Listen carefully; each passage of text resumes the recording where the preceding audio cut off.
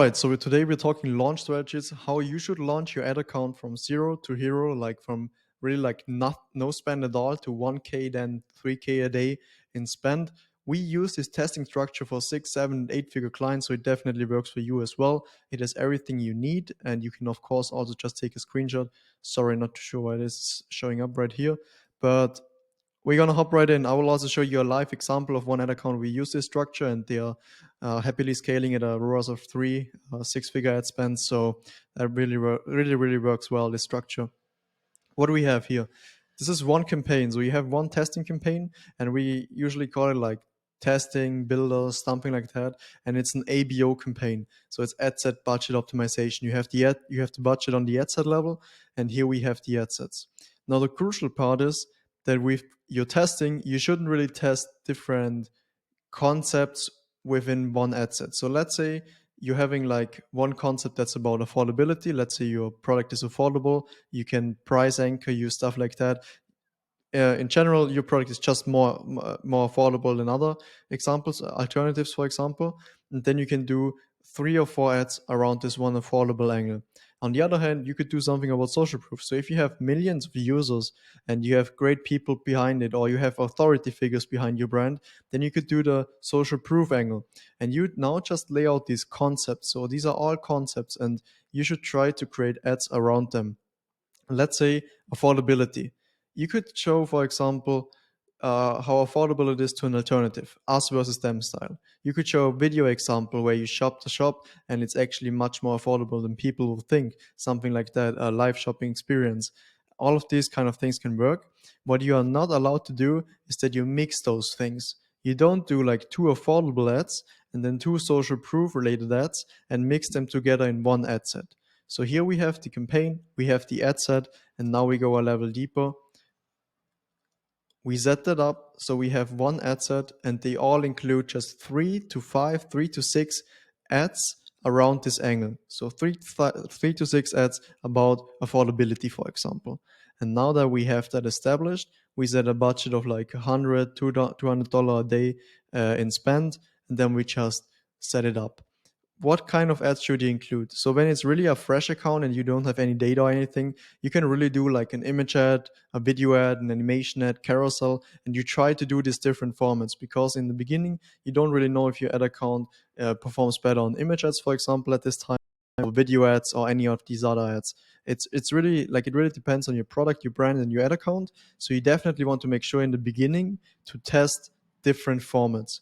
When you then sometimes see out of like 5 tests, three times image ads absolutely crushed, then of course I would do also this ad set angle testing. So you have this angle, these concepts on this ad set level. For example, you do now 5 videos on affordability, then you just do 5 videos and don't do any like images, video animations, or carousels, because when you then find something that works for your account, then it's usually better to keep it similar. So if you test then like 3 to 5 ads, make it like 3 to 5 video ads. And then on the other hand, you could test the same concept, the same angle, affordability, just for 3 to 5 image ads, because then sometimes you get better advertising costs, and it just makes more sense. If you think about it, some people are more drawn to do image ads, some people are more drawn to video ads. So these are all different kind of people, and we definitely want to make sure that we have it in this account. We serve the best ads to the best people, and therefore I would recommend keeping it similar when you tested like a few of these iteration tests. So then let's say you tested all of those, it worked really well. What do you do with the results? So you evaluate the results after a few days in spend, like 4 to 7 days in spend, or at around $500 in spend. And then you take a look at your 1-day click ROAS or your 1-day click CPA, for example. I would recommend, if you don't use any like Triple Whale, Tracify, any of those attribution tools, I would take a look at the 1-day click in testing. The reason why we use 1-day click is that it's actually the harshest of all environments that you can test in. This has to do with the attribution setting, and the regular attribution setting is 7-day click, 1-day view. So you get an attribution, you get a sale tracked when the person clicks on the ad and then purchases like 6 days later, everything within the 7-day window, or when he sees the ad today and then purchases without clicking on the ad. So this then often gives you sometimes over attribution and stuff like that. which isn't too drastic in the beginning, but especially when we scale up, we usually always use one day click ROAS for testing. It's just super harsh. You need to have very good ads to make them work. And this then really shows you those winning creatives that you can scale up without any issues. So I would recommend that. Just set a North Star metric for you. Is it the ROAS you look at? Is it the CPA you look at? Something where you can actually have something tangible that you can measure this success. Then, if it's a video ad, I would recommend a thumbs up ratio of above 30%. Thumbs up ratio is a custom metric you can set up to measure like how many people stop for your video ad. This is really important to see if you have a poor intro scene or a great intro scene that captivates user. So definitely do that as well. Hold rate, make sure this is above like 20-25%, and it tells you like how many people that start watching the ad actually watch the ad for like at least 15 seconds, or you can set it up that it's 75% of the video. So it just like gives you an idea of how sticky your ad is, like how many people actually watch it, how many are interested in. And then, for example, let's just do an example. Your thumbs up and your hold rate are both super poor. What you need to do is you need to change the first 3 seconds of your video to change the thumbs up and improve that. And the hold rate, on the other hand, you need to change the body part of the video, maybe make the cuts a bit shorter, make the text more compelling, use better scenes, all of this stuff that actually makes your ads just better overall.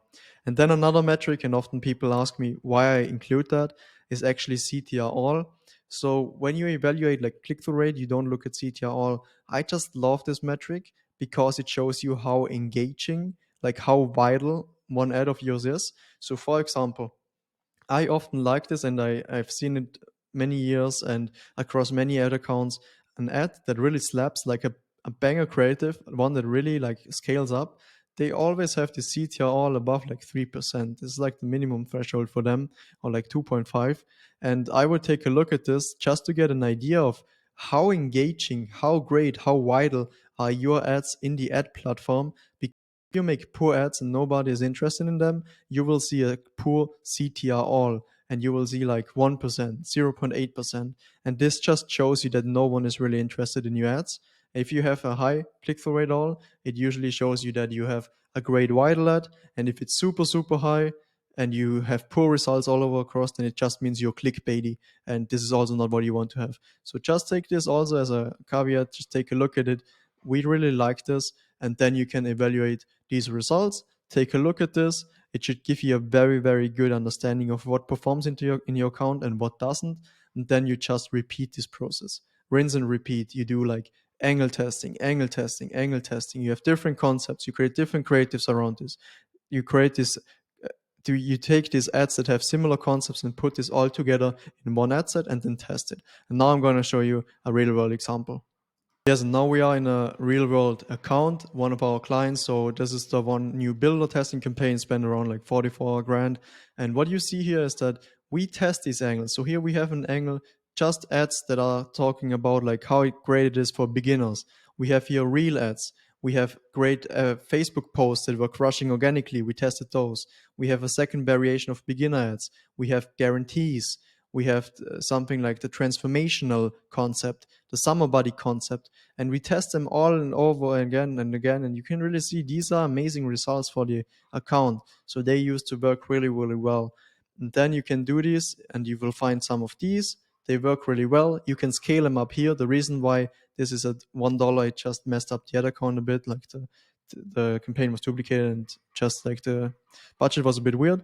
But we can really scale up in this account too. So what you do is I will teach you this in the next video. You will see is that you will actually be able to scale in this ad account. You set the starting budget at like 125, and you can bring these up to maybe a $1,000 a day in ad spend by just increasing it 20% if you find it working. Like if you find stuff that works, you can scale in this builder testing campaign. It's amazing. You don't have this issue that you find something that's working, you duplicate the ad out, and then it suddenly stops working. Here you can really scale what's working, and it works really, really well. So I would definitely try that. And also, when you find stuff that works, you just take the best ads out of it, put it in like a scaling campaign, ASC campaign, CBO campaign, whatever you like to scale. You will see this in a scaling video, and then you can just crush and win big. Of course, you see some great results, you see some poor results, and this is what it really is about. and then you can evaluate what are those banging creatives, what do I need to iterate. For example, beginner listicle, we did one, then we did another one. So this was a confirmation that we need to go another direction, and these kind of some body transformation were absolutely crushing at this time. So we definitely went more ahead with those. And as said, just take a look at this. It's super easy to set up, but it's really, really valuable. Millions of spend went through this testing structure, and I can definitely recommend this to you. So if you have any questions, just let me know. And otherwise, I hope this was helpful.